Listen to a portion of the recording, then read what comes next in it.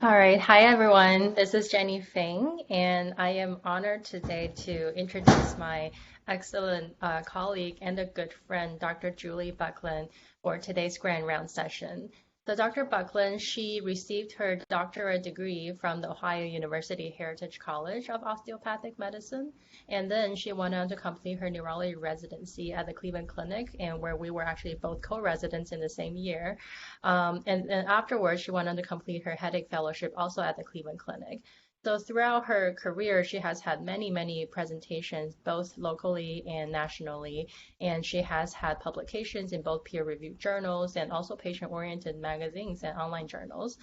She has also won many teaching awards. So I'm very honored to introduce her. She will be an excellent educator, excellent researcher, and I have nothing but good things to say about her. And she's here to teach us today about migraines and the female reproductive life cycle.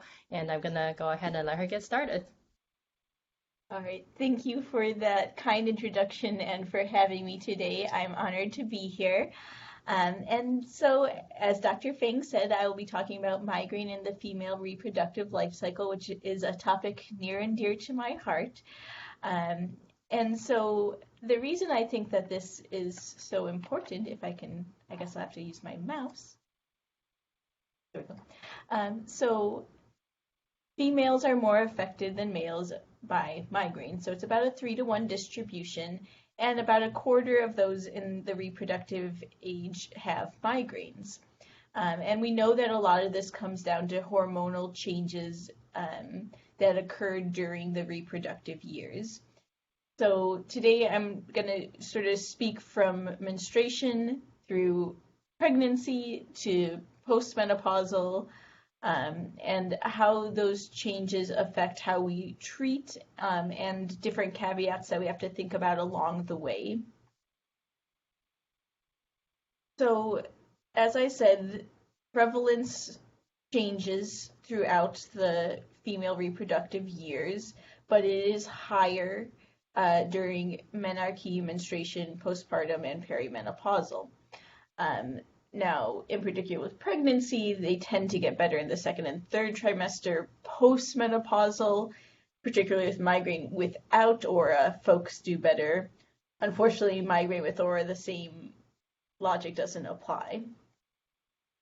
And the reason I think the hormonal portion of things is so important is it is such a major trigger.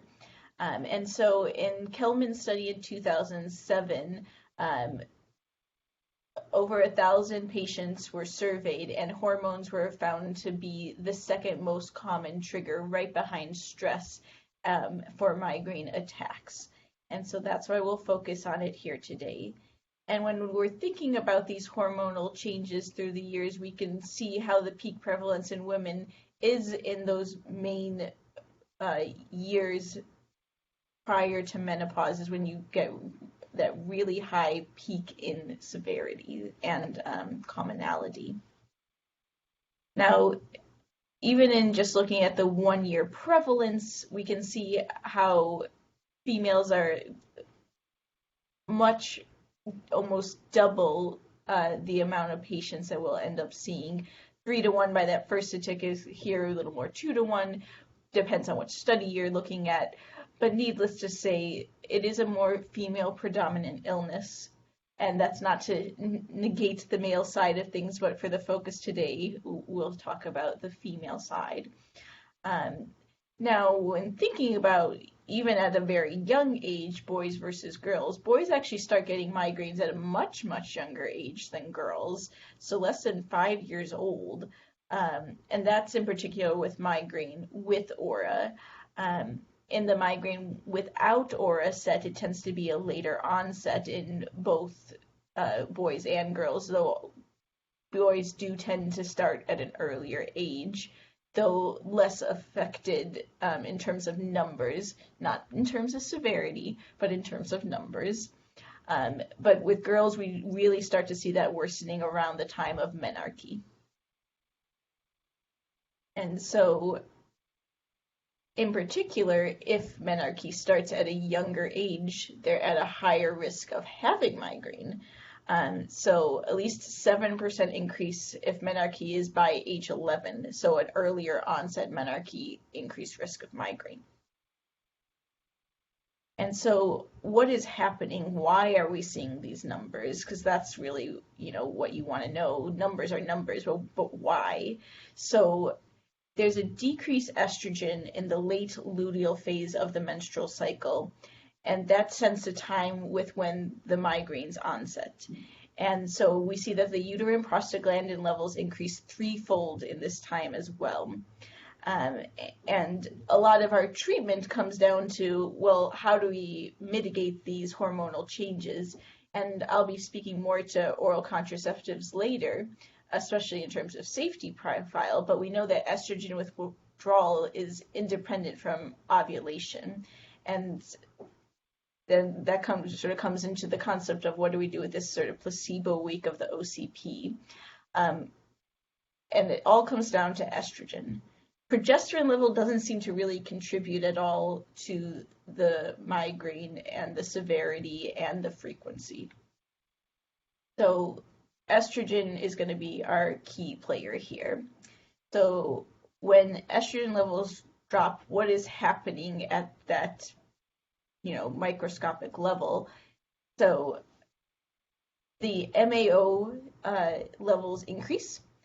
And because of that, you get a decrease in serotonin concentration in the CNS. You have decreased synthesis of the serotonin. You have decreased receptors. And because of that, the responsiveness goes down, and the neurotropic uptake declines. Beta endorphins decrease, CGRP increases. So why is that important? So endorphins are, the natural high that we get in our body. So like when we exercise, we release endorphins. And endorphins make us happy. And endorphins make us feel better, and they help us mitigate pain. So if you think about that pain pathway coming up through the spine and then being processed centrally, and that's where you have the sort of affective portion of pain. So if your endorphin levels are low, that affective portion of pain is going to be higher. The other portion of things is CGRP. We now know that CGRP is a target of the newer migraine medications because these levels are increased in folks with migraine. So everything that's happening at this level comes down to estrogen. And we use this knowledge to think about things pharmacologically, but it also speaks to the level of why pathophysiologically women are more affected by migraine. Now, the relative risk of migraine, again, re-emphasizing this point, trying to drive it home, is higher during the menstrual cycle. And here's just another graph showing how prevalent that is.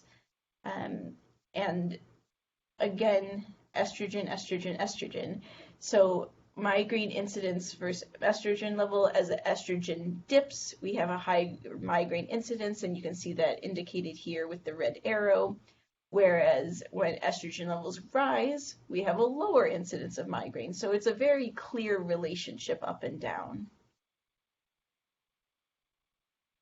And now looking further at these hormonal fluctuations, and particularly focusing for now on the purple. So purple is our progesterone, not a major effector here. But if we look at the estrogen, we can see that clear change and how that's affecting the migraine prevalence.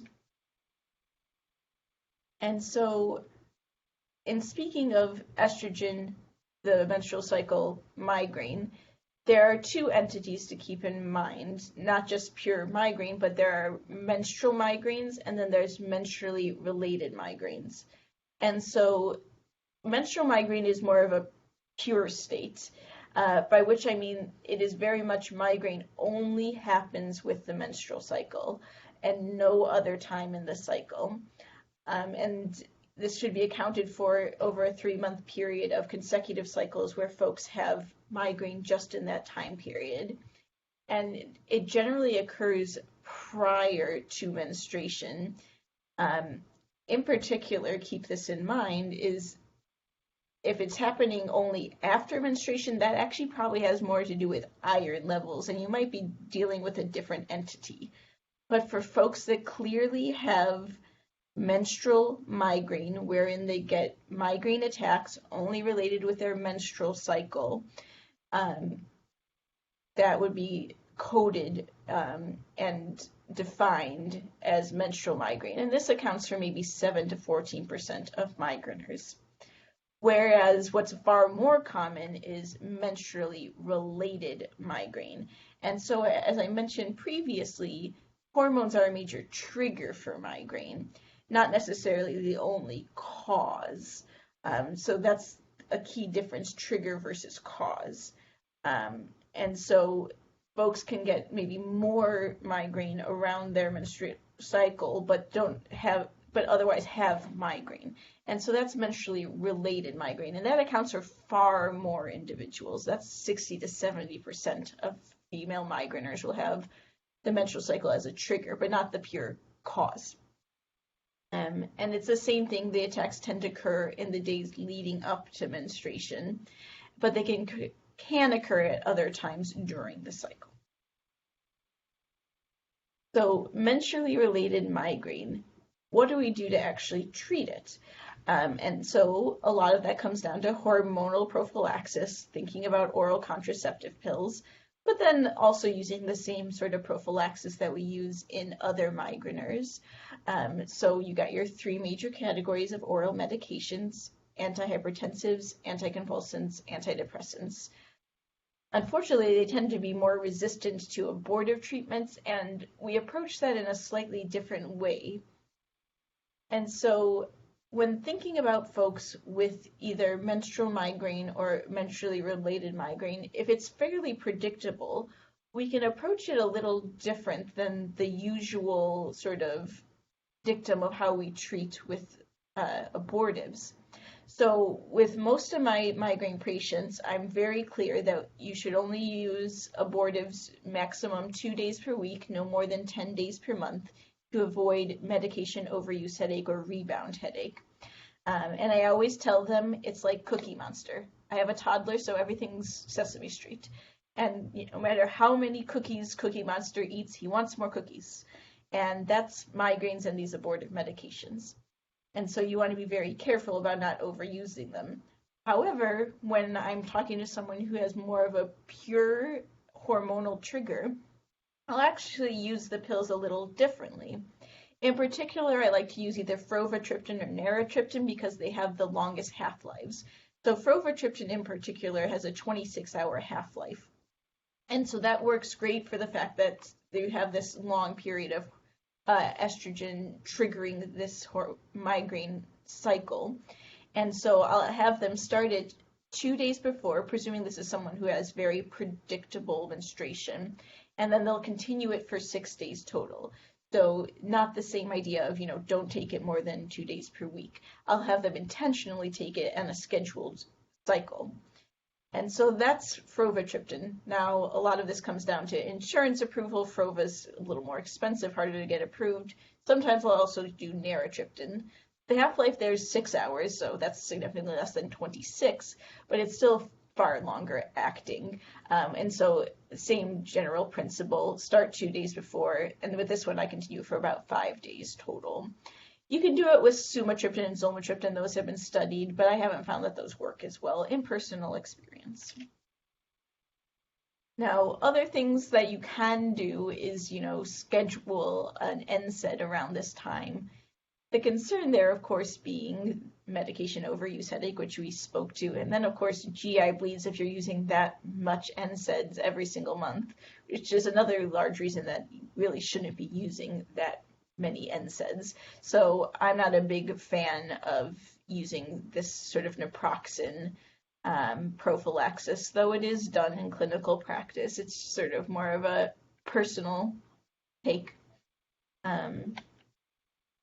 Now, on the more hormonal level, as neurologists, we're probably not the ones prescribing oral contraceptive pills, but working closely with your OB-GYN colleagues, and thinking about how can we better manage migraine on the hormonal side. And so some folks with menstrually related migraines will use transdermal estradiol gel, and they'll time it around the time around their ovulation and through their menstrual day. The other is using sort of the monophasic approach to oral contraceptives and not having the placebo week. So 12 weeks on can also help mitigate those hormonal fluctuations. In general, any fluctuation of estrogen greater than 10 micrograms can be enough to trigger migraine. So using lower dose estrogens is generally favorable in this regard. Now, of course, you also have to bear in mind the other reasons they might be on hormonal replacements, short of just preventing pregnancy. Higher dose estrogens are more efficacious when it comes to things like hormonal hair loss, treating dysmenorrhea. So there's certainly a balance of how do we use the hormonal therapy to help on the migraines portion of things versus treating these other conditions that the patient may or may not have. And you want to think about bedtime dosing because you want to avoid estrogen troughs in the morning because that's most likely to trigger the migraine.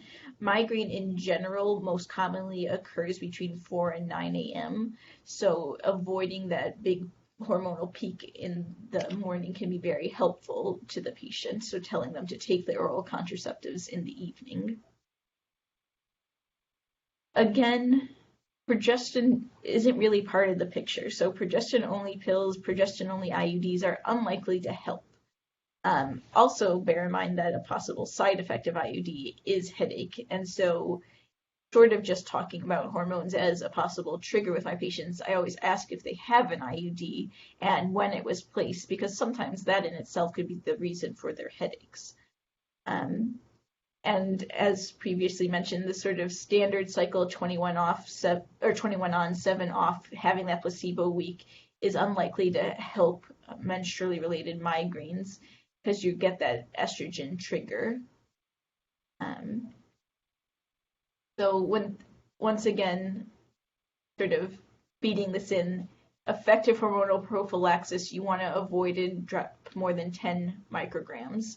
So either do that by using a continuous oral contraceptive or having some sort of cushion during any scheduled withdrawal bleeds, so some other form of hormonal gel or some other form of estrogen to keep it from getting that drop. So in particular, thinking about, which ones actually have this low dose estrogen. The one I have most patients use is low Seasonique or low Loestrin. But Libril, Amethyst, Natassia, all of these have the same low dose estrogen. So those are just some names to keep in mind in the back of your head when you're looking over your patient medication list. But really just looking at the estrogen levels and seeing, are they on 35 micrograms of estrogen or are they on 20? Are they on 10? And just keeping in mind that the effect on menstrually related migraines and the overall headache burden is significant. It does matter, and it can be the difference between episodic migraine and chronic migraine and their overall response to both preventive and abortive medications in controlling these hormonal fluctuations. Now, with all this talk about oral contraceptives and migraine, it's very important to keep in mind that migraine is an independent risk factor for ischemic stroke. Oral contraceptive pills is an independent risk factor for ischemic stroke. However, the absolute risk of ischemic stroke is low in women of reproductive age. So what is our role? How do we counsel our patients? What's the right answer here? And this is where things get a little complicated. So the risk of stroke in women on oral contraceptive. So oral contraceptive, as mentioned, independent risk factor for ischemic stroke. However, Low dose estrogen, not so much. Um, so the question is, where do we land with migraines, oral contraceptives, stroke? What's our data? What are we basing our answer on? And so this is actually very, very interesting. The current evidence regarding the risk of ischemic stroke and safety profiles with the use of hormonal contraception in the setting of migraine is sparse, it's outdated, and there's a lot of conflicting views.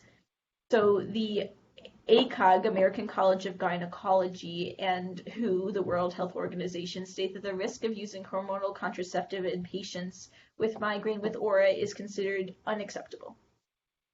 While IHS, so the International Headache Society, deems that this should be at the discretion of the provider, and it's a discussion. You talk risk versus benefits.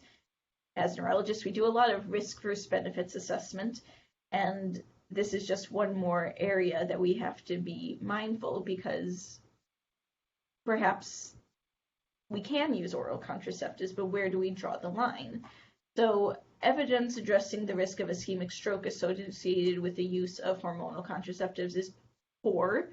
So, it's hard to really speak intelligently without good data, and to really guide our patients without having enough data to go on. And all the information we have rely on observational data, which may carry the risk of potential bias on our end. Available studies have different settings, use different groups for comparing risks, limiting reliable comparison of studies as a pooled analysis of data.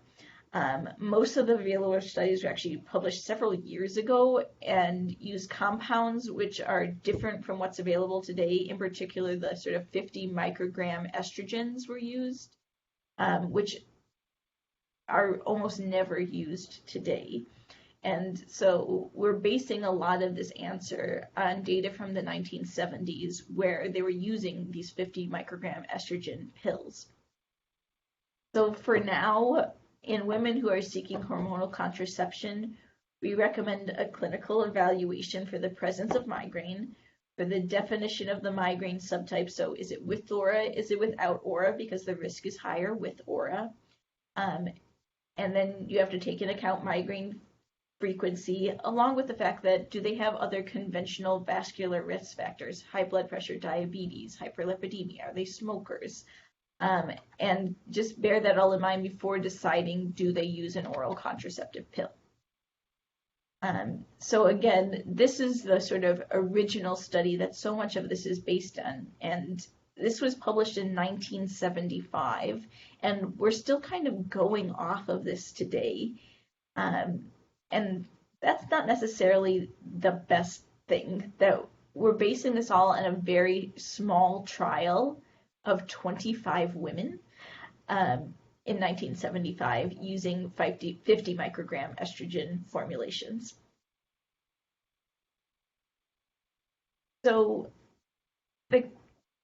again, this all stems from old data, not the best data, small studies, observational, not well powered. So I think Chan put it very nicely that the risk of stroke among women taking low-dose oral contraceptive pills was tenuous at best and perhaps non-existent. And we haven't come far since this 2004 paper, quite honestly.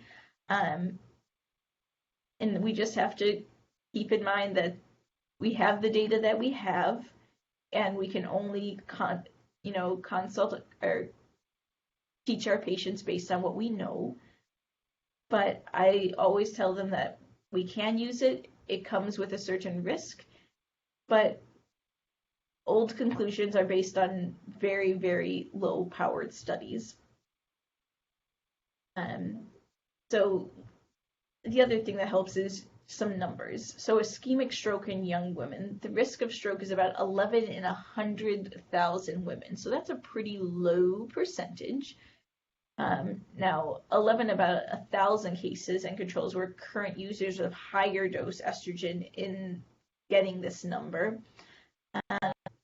17% were smokers, so they had at least one other vascular risk factor. And risk of stroke was not increased among current low-dose oral contraceptive users in this 1998 study. So again, are low-dose estrogen safe? The current thought is perhaps yes. Can we definitively 100% say yes? No, we're not there yet. But that's the general teaching that we go by now, is that lower dose is probably okay. Again, and I think this sums it up perfectly, the evidence is weak. Every single word there you see is low. Every study that's been done has low, weak evidence of whether or not this is okay. And this sort of speaks to that same concept, is our studies just don't have the right answers to date. And we do know that migraine with aura seems to be a bigger risk factor than migraine without aura. And so in general, I speak to this a little more strongly if I know for sure that they have some form of aura along with their migraine. But the absolute risk of ischemic stroke in women less than 44 in relation to oral contraceptive and migraine is a very, very low number. So in comparing migraine with aura to migraine without aura, we once again see that those with migraine with aura, the number is a little higher, but still percentage-wise a very low number. Even when combined with oral contraceptives, though certainly the number is higher when oral contraceptives are used. So the joint effect of oral contraceptives and migraine with aura, there's about a 6-fold increased risk of ischemic stroke compared with neither risk factor, but the use of oral contraceptives did not substantially further increase risk of ischemic stroke among women with migraine without aura. So at this point, we're pretty confident in saying that migraine without aura plus oral contraceptive is okay. Migraine with aura with oral contraceptive needs to be based on other vascular risk factors and bearing in mind that low-dose estrogens are deemed more appropriate in this setting. Now, I want to switch gears entirely with that, unless anyone has any questions. Let's talk pregnancy then. Oh, someone popped on. Is there a question? No. Okay. So pregnancy. What to expect when you're expecting, migraine edition. So during pregnancy, about half of women find that their migraines improve and half they don't. Headache in general, when it comes to pregnancy, we have to be careful because pregnancy is a hypercoagulable state. So we need to watch for red flags and bear in mind that that risk remains up to 6 weeks postpartum. And in general, primary headache disorders affect 10 to 17% of pregnancies. About 90% of headaches related visits to the primary care during pregnancy are going to be migraine, but this population is at a higher risk for secondary causes of headache. So what are our red flags? What do we really have to be careful about? So if this is someone who's never had a headache before in their life, red flag. If they've had headaches, but this is significantly worse, we need to pay attention to that. Obviously, if they're hypertensive, you worry about preeclampsia, eclampsia, so that, of course, is a red flag. And then any new neurological deficit absolutely warrants imaging. But when I say imaging, is imaging safe? Can I put a pregnant woman in the scanner? So for those requiring additional testing, imaging does not put the mother at risk.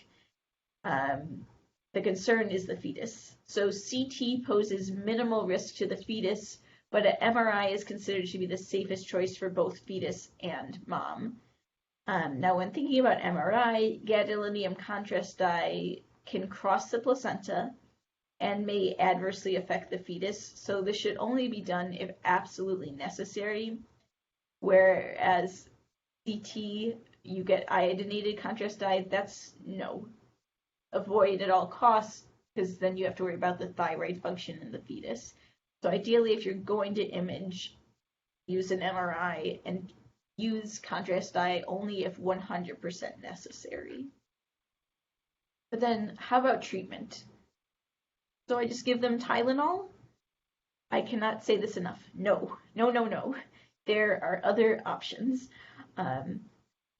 So the available data are currently derived from manufacturer-sponsored pregnancy registries, as well as prospective and retrospective observational studies. So our data isn't perfect, but we have the sort of FDA pregnancy medication ratings, which are somewhat being phased out right now, but you have the ABCs. So A, safest, there's been controlled studies that fail to demonstrate any risk. B, there's been animal studies that have failed to show risk, but not really adequate human studies. And then C, we don't really have any studies, but it's thought to be okay. So in terms of preventives that can be used during pregnancy, Memantine, so also known as Namenda, commonly thought of with Alzheimer's dementia, but also used in the treatment of migraine. The data is limited on the migraine side, but it is sort of level B for pregnancy. So that's one approach. The other, ciprofloxacin, which is mostly just an antihistamine. And so there's been shown to be no evidence of risk to the fetus. And it's also in that sort of category of how great is it for migraine? Some say it's, they're godsend. The others say it doesn't work at all, but, at least it's another option. Magnesium oxide. So this one's a little controversial. So right now, if you look up magnesium, it'll have a D rating, meaning not safe, don't use during pregnancy. Magnesium, interestingly, used to be the only safe supplement in pregnancy. The FDA pregnancy rating changed in 2013 based on trials of IV magnesium sulfate given over 5 to 7 days, and they found that it led to risks of skeletal abnormalities and bone fracture in neonates. But again, this is based on IV magnesium sulfate. I still use oral magnesium in all my pregnant patients. I use magnesium during my pregnancy. There's really no data that says that it's not safe. Now the other one is Pindolol. So here you have to be a little careful. So it's pregnancy category C. You don't want to use in the first trimester for risk of cardiovascular defects, cleft lip palate, neural tube defects. Second and third trimester thought to be okay. You don't want to administer Pindolol while giving birth. It can cause neonatal bradycardia, respiratory distress, hypoglycemia. So you just have to be very careful with the timing of this one. But otherwise, it is considered something that can be given safely. Now, a recent study published in 2021 also spoke to the idea of using calcium channel blockers during pregnancy, with the prior studies not really reaching high evidence levels saying that they're dangerous. But that's still sort of up for debate and based on interpretation of data. Now, next, in terms of sort of rescues, metaclopramide, great for nausea, great for migraine. So another one that you can use as needed. You want to pair it with Benadryl to avoid the risk of akathisia. Benadryl itself, how much it helps migraines is sort of plus or minus. Mostly it makes folks sleepy. But given with the metaclopramide to prevent side effects, it's a good combination that can be used as rescue. Ondansetron, Zofran, great for nausea, doesn't really do much for migraine, but safe during pregnancy. Then, of course, Tylenol. Yes, you can use Tylenol, but it's not your only option. Now, Sumatriptin, I want to spend a little extra time on. So, jumping ahead of myself here. So, Sumatriptin is interesting. So for years, the answer was no, you can't use Tryptans during pregnancy because there's a risk of postpartum hemorrhage and spontaneous abortion. Now there are larger registries of infants whose mothers use sumatriptan, and no harm was found with its use acutely to treat migraine during pregnancy. So the new school of thought is sumatriptan can be used during pregnancy. Again, risk versus benefits, counseling your patients, but there is more data to suggest that it's okay. And I'll go over that all in just a moment, but I'll pause to say lidocaine block is another nice rescue option. So if these other things aren't working, bring them into the office. You can do a lidocaine-only occipital nerve block, and that can be fairly efficacious in treating migraine, as well as being mindful of safety during pregnancy. Now, the study I was alluding to with triptans, there is a Norwegian mother and child cohort study. It was a large observational prospective cohort study that evaluated fetal outcomes following exposure to triptans during pregnancy. And 90% of the women used triptans in the first trimester, about 65% used them second and third trimester. And these were compared to controls of folks with migraine that used triptans 6 months before pregnancy versus women who didn't have migraine. And it showed that there were no association between triptan use in the first trimester and an increased risk of any sort of major malformation. However, triptan therapy during the second or third trimester was associated with a small increased risk of atonic uterus and blood loss. However, no risk of adverse fetal outcomes. So it was more the outcomes on the maternal side. And so sumatriptan, for better or worse, is going to be the main medication I can speak to. So evidence-based information regarding sumatriptan is the most abundant, most likely because it was the prototype of the drug. It's the first one that came out and has been available for so many years, so it's the one that's used in clinical trials. So in particular with the Norwegian cohort, as you can see here, it accounted for about half of the population, or half of the medication used was sumatriptan, versus the other triptans were actually present in the trial, but in far lower numbers. And then later on, there was a separate trial, the sumatriptan, naratriptan, and Trexamet pregnancy registry, Trexamet being sumatriptan plus naproxen. And this also detected no signal of teratogenicity associated with major birth defects for sumatriptan in particular. So in general, when counseling about triptan use, we mostly just speak to sumatriptan in the pregnancy population. The final thing is always remember category X is still valproic acid and ergots and any form of benzodiazepine. You don't want to really be using it. Another thing to bear in mind, NSAIDs. So they're considered safe in the second trimester if needed. You don't want to use them during the third trimester because they can cause premature closure of fetal ductus arteriosus, oligohydramnios, fetal renal impairment, pulmonary hypertension, prolongation of bleeding time. Another important thing that I counsel patients, if they're trying to get pregnant, don't use NSAIDs because they can actually cause spontaneous abortion. It might be the reason they're having trouble getting pregnant. So NSAIDs, I mostly just steer away from, but if you absolutely need them, second trimester would be the only time I would really consider using them. You definitely don't want to be using them during first trimester because of organogenesis and that risk of spontaneous abortion. Now, things really start to change postpartum, and you see a rapidly decreasing estrogen levels leading to increased headaches. So what is safe in lactation? So short list, might as well just commit it to memory. Verapamil, propranolol, magnesium, vitamin B2. Those are really the go-tos in the lactation period. Now, in terms of rescue medications, you don't want to use long-acting triptans. So, when we were talking about menstruation, we were talking about our long-acting Provatriptan, naratriptan.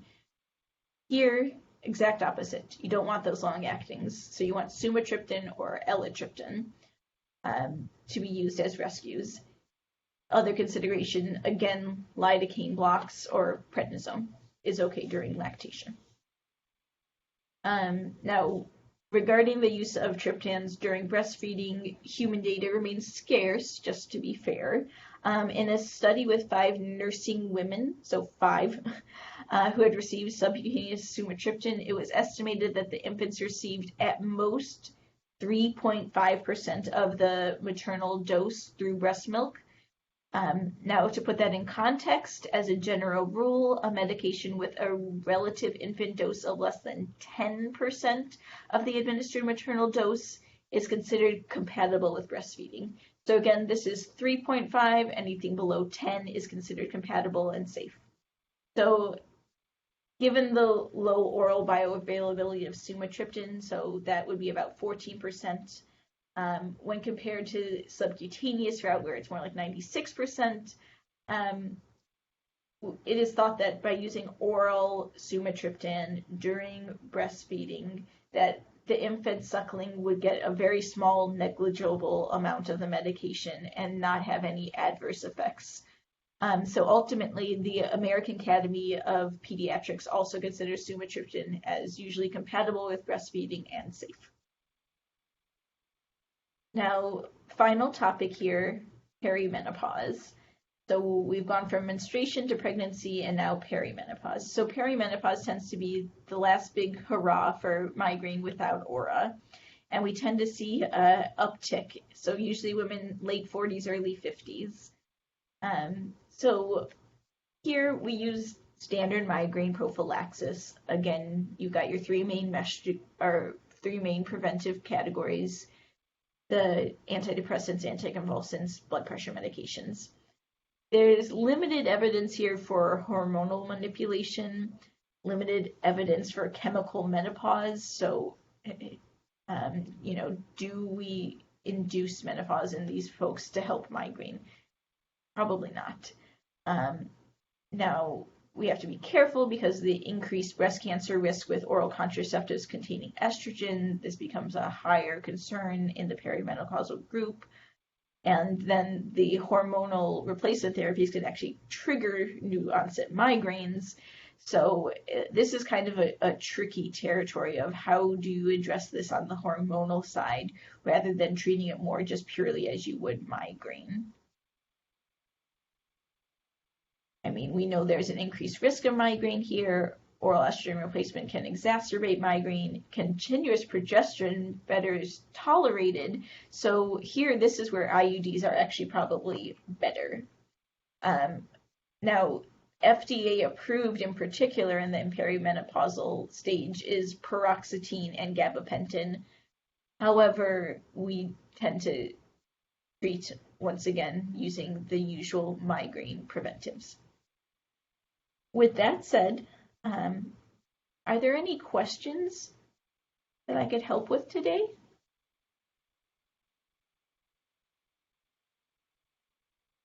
Just want to say really thank you so much for an amazing talk. We all learned a lot. And thanks for going over the evidence or the lack of evidence for some of the recommendations in migraines. And do you have any insights on I guess CGRP is the newest class, and we really don't know a lot about its use in during the female life cycle, especially with regards to pregnancy and perimenopause.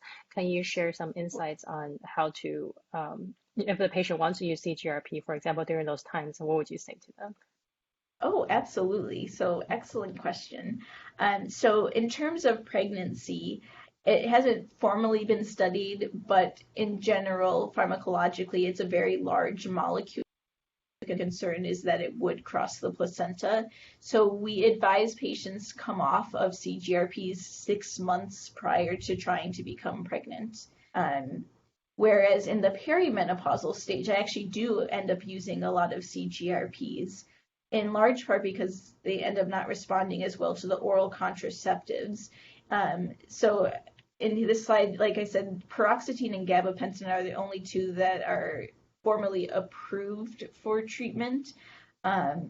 We use the other ones, but they tend to be less effective in this population. So I often do end up moving towards the CGRPs, and they seem to be fairly well tolerated. And I actually have at least 20 patients right now on a CGRP in this group, and they're all doing very well. So I've been very impressed with the outcomes. Good to know. Thanks. Anybody else have any questions? I had a quick question. Thank you for your talk. I'm curious about when you mentioned the magnesium in pregnancy. This is Yes. something, especially like IV magnesium. Mhm. Do you maybe I missed it? Do you recommend as a whole like avoiding IV or PO magnesium in these patients, or for their acute migraine or headache problems? Right. So I would avoid IV, but I actually recommend PO magnesium oxide. Um, the the newer evidence as of 2013 was based on trials of using IV magnesium for 5 to 7 days, and that's what showed the skeletal abnormalities and caused quite a hubbub and changed the pregnancy rating. However, magnesium oxide oral, there is no study that shows that that is a concern. So I actually do still recommend it to my patients. And I've talked to folks in the OB department here, and they agree that the evidence is not strong enough to say not to use it, and it tends to be very effective. Is that also true with like one time or other doses like magnesium sulfate that they also use and for other like preeclampsia? I know it's the indications are different, but Oh, of course, of course. Yeah, I mean, you absolutely have to use it for preeclampsia. Um, So one-time use has never been formally studied, so we don't have the correct answer to that. But what we do know is that prolonged exposure seems to be dangerous. So in general, if there is no other clear indication, I would just avoid it. In particular, if we're thinking about someone in status migrainosis in the hospital and you want to give them a migraine cocktail and they're pregnant, I would probably err on the side of caution and not give IV magnesium. thank you. Absolutely. I mean, I would say that's a place that I would do a lidocaine block. I would use Benadryl, metaclopramide, Tylenol. Um, but ultimately, there might be someone who just needs to be on a daily preventive during pregnancy, and I would consider either ciprofloxacin or Memantine, or as I mentioned, Pindolol, depending on what trimester we're in. I had a question. Thank you for the great talk. It's really helpful. So, do you also see pain medication overuse headache in pregnancy? Oh, Um, absolutely. and how do you go about that? Because that's pretty prevalent in our clinic as well. We don't see pregnant ladies, but we see a lot of that vicious cycle coming along, and it's more hard to convince them. Yeah, no, I mean, that's very challenging. I mean, especially, pregnant women, they maybe don't feel good to begin with and they just don't want to have a migraine on top of it. Uh, I see a fair amount of Fioricet being overused a lot because Fioricet, the old go-to that's been around 40 years at least, but it's notorious for medication overuse. But people will give it to the pregnant population, and you'll notice I didn't even put it in my slides because I just don't use it, and it does end up causing medication overuse headache, and it is hard to get away from, especially because we can't use the same sort of bridge therapies that we would otherwise use in our non-pregnant patients, such as, prednisone, Depakote, dihydroergotamine. We can't really use that. So it is a little harder to come away from those medicines other than cold turkey and just education. And that's really all you can do.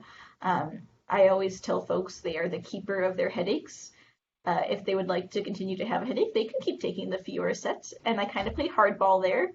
Um, but at the end of the day, we know that it causes medication overuse, and there are other better options. And I just go through the other options with them and try to just establish rapport so they understand that I do have their best intentions in mind and I'm not trying to be mean, but I know that that's probably part of why they're having so much headache.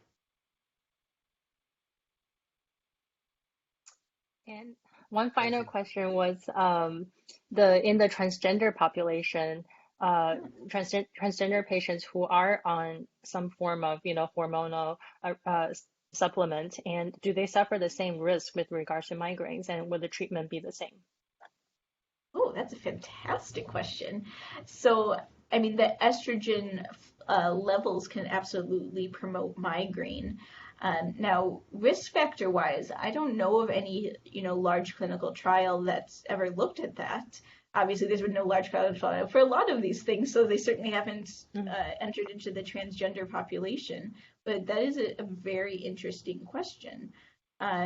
So I would say they're at increased risk of migraine, particularly if they're female or male to female and they're on some sort of estrogen therapy. Um, Whereas, are they at the same stroke risk? That I don't know that I have a correct answer to. My thought would be that migraine is an independent risk factor, oral contraceptives is an independent risk factor, so if they're on both, then it would apply the same way. But I have no study to point to definitively say that's true. It will be hard to recruit patients as well, so I understand. That's very true, but very interesting, thought-provoking question, so thank you. I'm going to think on that. Yeah, it could be a great resident observational study project. I'll get it going. All right. Anything else? I know we're short on time. I If guess not, that's it. yeah. Okay, well, thank you so much for having me. It was an honor to be asked to speak. And I hope you all learned something new today and can apply it to your clinical practice. Thank you. Absolutely. Take care.